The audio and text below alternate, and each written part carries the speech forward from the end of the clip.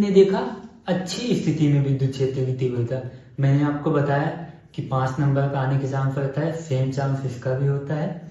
या तो निरक्षीय स्थिति में पूछेगा या तो अक्षीय स्थिति में, दोनों में से किसी एक को पूछ सकता है। ठीक, तो अब हम इसको देखते हैं। फिर हम पहले क्या करेंगे, पहले हम द्विध्रुव बनाएंगे। मान लो ये हो गया हमारा द्विध्रुव, यहाँ पे हो गया -q, यहाँ पे हो गया +q। ठीक, फिर यहाँ पे हम मिड पॉइंट लेंगे, मध्य बिंदु।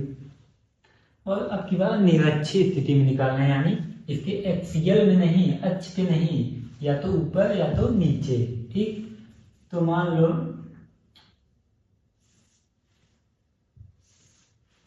ये पॉइंट हो गया O पॉइंट, हमें इस O पॉइंट पे निकालना है। ठीक,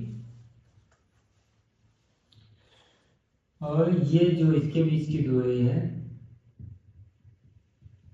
ये दूरी है r, और हमारा द्विध्रुव हमेशा 2l दूरी का होता है। इसके बीच की दूरी कितनी होती है, 2l। द्विध्रुव की यही खासियत ही है, क्योंकि इसके बीच की दूरी 2l होती है। तो ये जब ये मध्य बिंदु हो गया तो एक l यहाँ हो जाएगा और एक l यहाँ पे। ठीक, तो ये हमारा वो पॉइंट हो गया, इसको भी हम कोई पॉइंट दे सकते हैं। तो अब हम देखेंगे -q के कारण विद्युत क्षेत्र।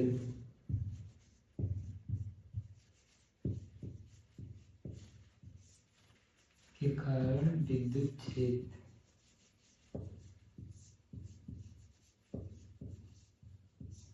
ठीक, देखो हमें ये L दिया है, R दिया है। हमने पाइथागोरस प्रमेय पढ़ा है, उससे हम कर्ण निकाल सकते हैं। पाइथागोरस प्रमेय क्या होता है भैया, ये तो हम क्लास 5-6 से ही पढ़ रहे हैं। क्या होता है, कर्ण पे बन किसी समकोण त्रिभुज में कर्ण पर बना वर्ग, कर्ण पर बना वर्ग शेष दो भुजाओं के वर्गों के योग के बराबर होता है। ये तो आपको पता ही होगा।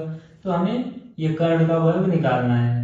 ठीक, कर्ण हमें निकालना है, तो हम कैसे निकालेंगे, मान लीजिए पॉइंट हो गया ए, मान लो हो गया बी। अगर हमको ओ ए निकालना है तो हम क्या करेंगे, यहाँ हम देख लेते हैं छोटा सा। ओ ए निकालना है तो ऐसे, ये एल है, एल का स्क्वायर, यानी ये आधार है, ये क्या है, लंब है, आर का स्क्वायर। तो यही हमारा कर्ण हो गया। इसको हम शॉर्टकट में कर रहे हैं, क्योंकि अब इतना तो आप समझ ही सकते हैं, सिंपल सी बात है। इसको कर्ण को निकालना है तो इसका स्क्वायर प्लस इसका स्क्वायर, उसका वर्गमूल ले लेंगे, हमारा कर्ण निकल जाएगा। ठीक, तो जब हम देखते हैं -q के कारण विद्युत क्षेत्र, तो -q से O की दूरी कितनी है,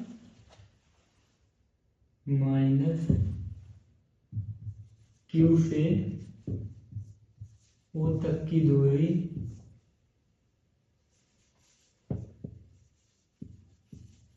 वो कितनी है, अभी हमने निकाली ना, √ में L² प्लस में R²। ठीक, तो E1 हमारा कितना हो जाएगा, E1 हो जाएगा 1/4πε0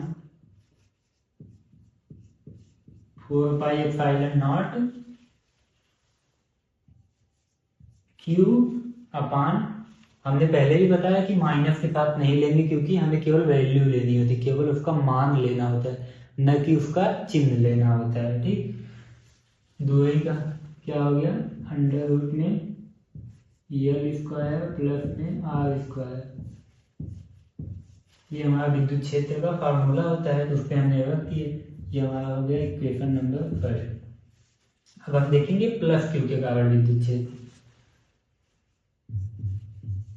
+q के कारण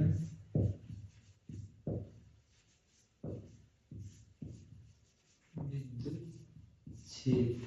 ठीक, देखो ये सेम दूरी है। अगर ये √ में L² प्लस R² है तो ये भी सेम वही होगी, L² प्लस R²। ठीक, क्योंकि यहाँ भी L है, यहाँ भी R, उसको भी हम ज्ञात करेंगे तो इतना ही आएगा। ठीक, कॉमन सेंस की बात है, ज़्यादा दिमाग यहाँ पे लगाना नहीं है। तो अब हम देखेंगे ये E2 हमारा क्या हो जाएगा। E2 की वैल्यू क्या आ जाएगी, 1/4 pi epsilon not Q upon वही सेम चीज under L square plus R square का होल स्क्वायर। ये हमारा हो गया इक्वेशन नंबर 2। अब इसको हम थोड़ा सा आगे सिंप्लीफाई कर लेंगे तो ये अंडर रूट हट जाएगा स्क्वायर से। अब हम यहाँ तक आपको समझ में आया होगा। अब हम आगे चलते हैं, ठीक।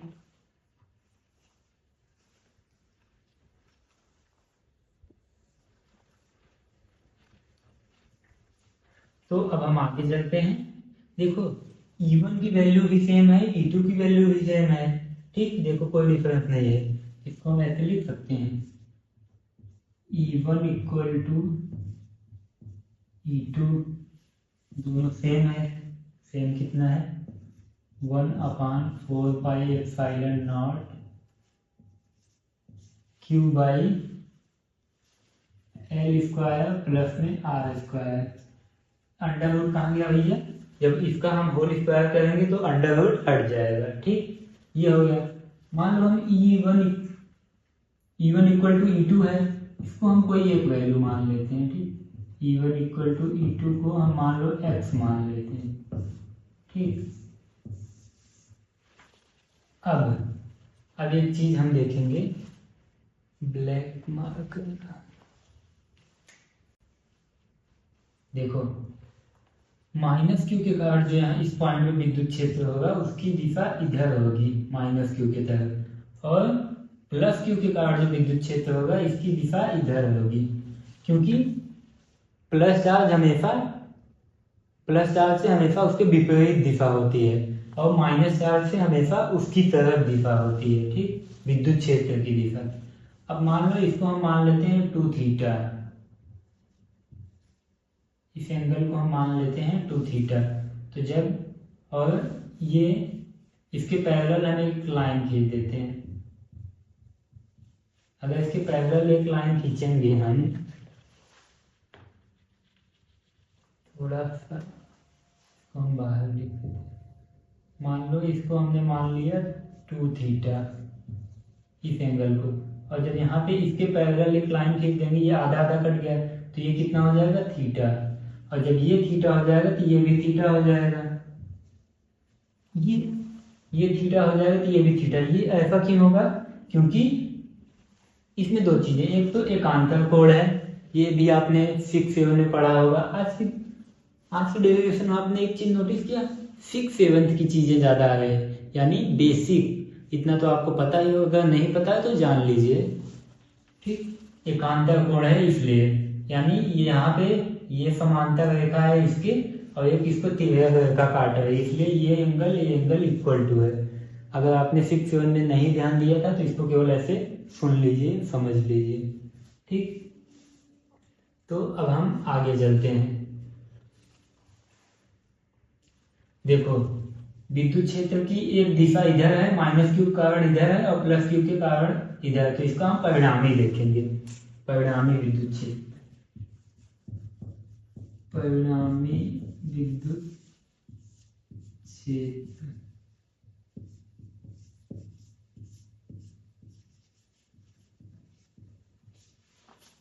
ठीक। देखो क्लास 11 हमने परिणामी निकालने का एक सदिश योग का समांतर चतुर्भुज नियम पढ़ा था, उसमें क्या आया था ना, वो फार्मूला क्या होता था ऐसे, R इक्वल टू परिणामी जब निकालना है, इसका परिणामी इधर होगा, इधर ये निकालना हो, इसका फार्मूला क्या था, A² plus B² plus 2AB cos theta. अब जिन लोगों ने 11th में पढ़ी होगी इसको, तो उसको कोई दिक्कत नहीं है, उसको पता होगा। आपने नहीं पढ़ा ऐसा आप बस इसको देख लीजिए, हाँ परिणामी ये होता है, इसको याद कर लीजिए। याद क्या, सिंपल सा है ये formula, A² plus B² plus 2AB cos theta. तो अब यहाँ पे हम परिणामी निकालेंगे, अब हम E निकालेंगे। हमने E1 E2 को x माना है, ठीक। तो क्या हो जाएगा, एक्स स्क्वायर प्लस में एक्स स्क्वायर, दोनों वही है। एक मिनट, इसको हम ऐसे लिख देते हैं, नहीं तो आप लोग को समझ में नहीं आएगा। तो इसका परिणाम हम कैसे निकालेंगे, ये E1 है इधर की तरफ और ये E2 है इधर की तरफ, उसकी डायरेक्शन इधर है। इसका परिणाम हम ऐसे निकालेंगे, E1 का स्क्वायर प्लस में E2 का square plus 2E1 E2 cos 2 theta. वहाँ पे cos थीटा था, यहाँ पे cos 2 थीटा क्यों आ गया भैया, क्योंकि यहाँ पे हमने इस एंगल को 2 थीटा माना है। ठीक, यहाँ पे लिखा है ना 2 थीटा, वही चीज। तो अब हम देखेंगे E1 की वैल्यू क्या है, E1 की वैल्यू को x माने, E2 की वैल्यू को भी x माने, तो x square plus x into x का क्या हो जाएगा, ये भी एक्स स्क्वायर हो जाएगा cos 2 थीटा। ठीक, अब क्या हो गया, ये हो गया x square plus x square क्या हो जाएगा, 2x स्क्वायर प्लस यहाँ ऑलरेडी है 2x स्क्वायर cos 2 थीटा। ये चीजें अंडर रूट के अंदर है। अब यहाँ पे कुछ कॉमन दिख रहा है, इसमें भी 2x स्क्वायर है, इसमें भी 2x स्क्वायर, इसको हम कॉमन लेते हैं। ठीक,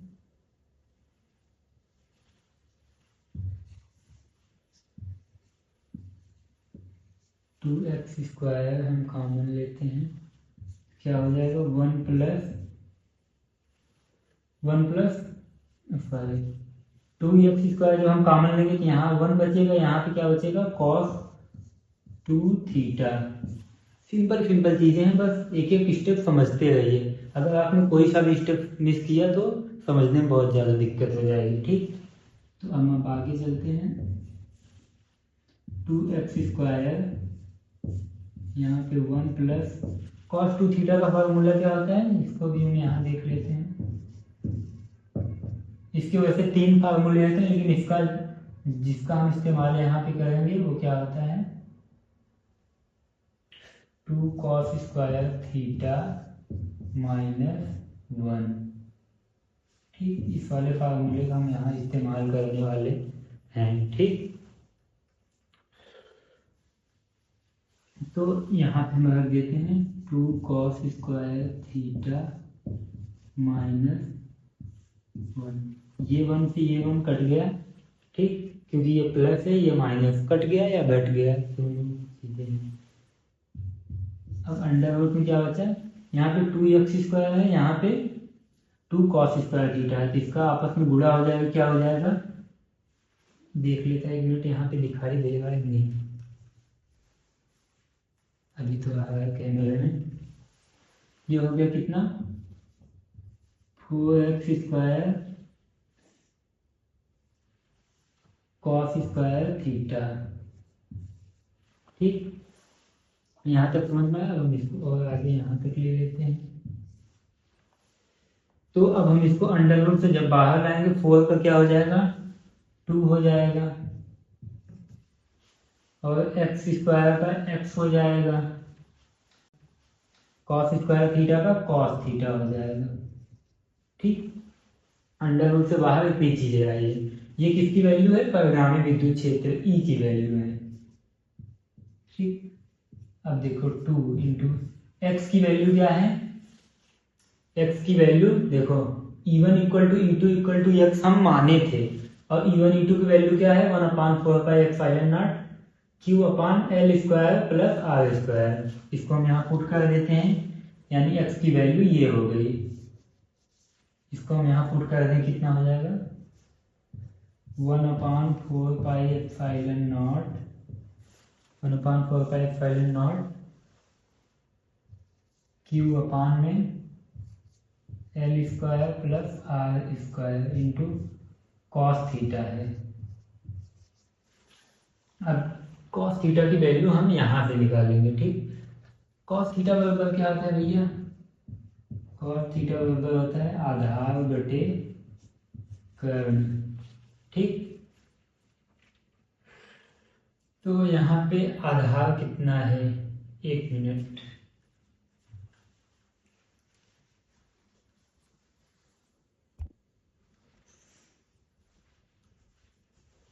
देखो cos थीटा बराबर क्या होता है, आधार बटे कर्ण।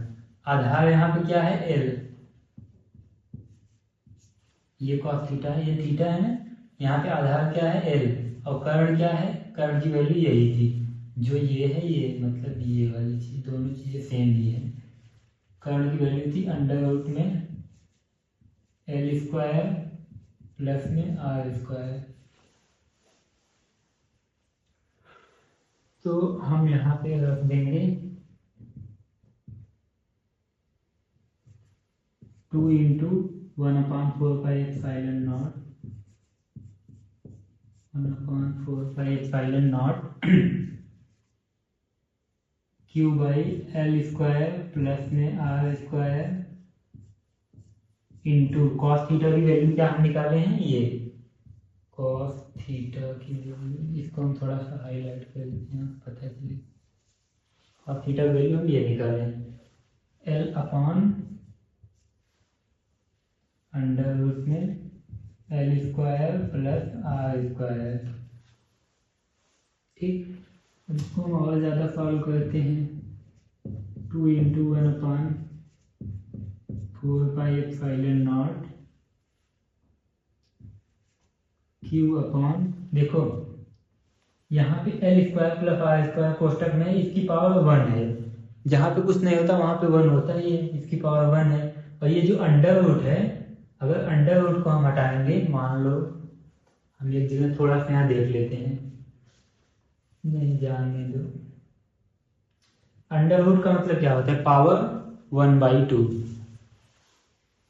ये हो गया हमारा L square plus R square का, यहाँ पे 1 है और इसका 1/2 आ जाएगा।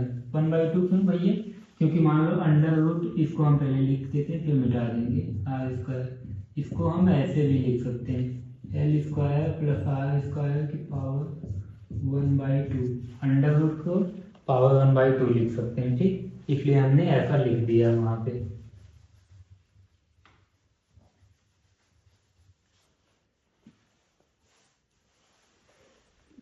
ये हो गया हमारा 2 into 1/4 pi epsilon not Q upon हो गया L square plus R square की पावर 2 यानी 3/2 आ गया। अभी तक यहाँ तक आ गया है। ठीक, क्या ये स्क्रीन में आ रहा है, एक बार हम देख लेते हैं।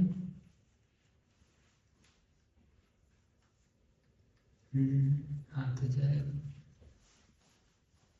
और जैसे अभी जब हम अच्छी स्थिति वाला पढ़ रहे थे, उसमें हम देखे थे कि एल जो था वो आर की तुलना में बहुत कम था, और वही सेम चीज यहाँ है। यहाँ पे मैंने डायग्राम छोटा बना दिया, लेकिन एल जो है वो आर की तुलना में बहुत कम है, इसलिए हम यहाँ से भी एल को निग्लेक्ट करेंगे, यानी नगण्य मान लेंगे।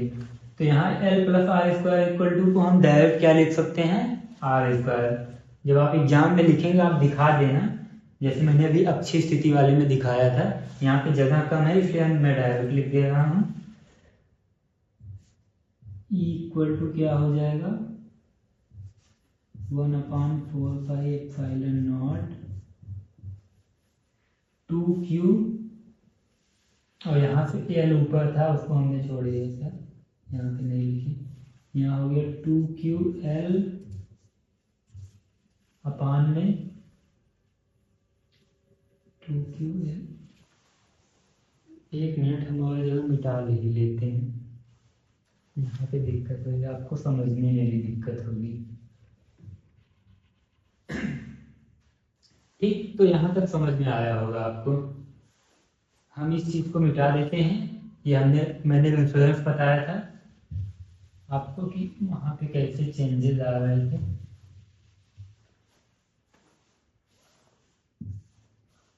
तो हाँ, अब इसको हम लिख ही देते हैं, L square plus R square को हम लगभग में लिख देंगे सीधा आर स्क्वायर। क्यों, क्योंकि एल जो है वो बहुत छोटा है आर से। ठीक, तो हमारा ई का फार्मूला क्या आ जाएगा, 1/4πε0। और देखो ये है 2AQL। 2QL क्या होता है? पी मतलब विद्युत विभव आघूर्ण। जैसे हमने अच्छी स्थिति वाले में पढ़ा था, इसको हम सीधा पी लिख देंगे, ये स्मॉल पी है, ठीक। पी अपान में ये R² है और यहाँ पे 3/2 है, तो ये 2 कट जाएगा। ई की वैल्यू एक्चुअली में क्या आ जाएगी? 1/4πε0 P/R³। ये आ गया हमारा फार्मूला इतना बड़ा डेरिवेशन करने के बाद। ये सिंपल है, बस देखने में बड़ा लग रहा है। आप स्टेप वाइज करते चले जाएंगे तो आपको दिक्कत नहीं आएगी। और ये P कैसे आया? P 2QL, यहाँ पे था ना 2QL, तो उसकी जगह हमने P लिख दिया है। अब एक बार इसको आप नोट डाउन कर लीजिए। मैं इसको एक बार फिर से समझा देता हूँ कि हमने क्या क्या किया स्टेप वाइज। पहले हमने द्विध्रुव लिया 2L दूरी की और इसे R दूरी पे पॉइंट O लिया, ठीक, जहाँ पे हमें विद्युत क्षेत्र निकालना था। तो -Q के कारण जो विद्युत क्षेत्र आया वो कितना आया? इतना 1/4πε0 Q/√में L² + R², इसका होल स्क्वायर कर दिया हमने, ठीक। इसकी दिशा क्या थी? -Q की ओर थी और +Q के कारण भी सेम वैल्यू आई थी, लेकिन उसकी दिशा इधर थी, ठीक। तो इसका परिणामी निकालने के लिए हमने ये फार्मूला लगाया और E1 = E2 को हमने x माना, फिर इसको हमने सॉल्व किया। cos 2 थीटा की जगह हमने रखा 2 cos² थीटा -1, इसको हमने काटा, फिर हमारा कुछ 2x cos थीटा आया। फिर हमने x की वैल्यू पुट करी, ये x की वैल्यू। उसके बाद हमने cos थीटा की वैल्यू यहाँ से निकाली L/√L² + R², फिर हमने इसको पुट किया। फिर आगे हम सिंप्लीफाई करते चले गए। बाद में हमने L² + R² को लगभग R² के बराबर मान लिया, ठीक। यहाँ तक समझ में आया होगा। उसके बाद Q इंटू यानी 2QL को हमने P रख दिया, बाकी R² इंटू 3/2 कट गया, 2 से 2 कट गया, बचा यही फार्मूला। यही हमारा है फार्मूला, ठीक। ये थोड़ा सा बड़ा है, इसीलिए जब एग्जाम में आएगा तो 5 नंबर का आएगा। इसको आप नोट डाउन कर लीजिए।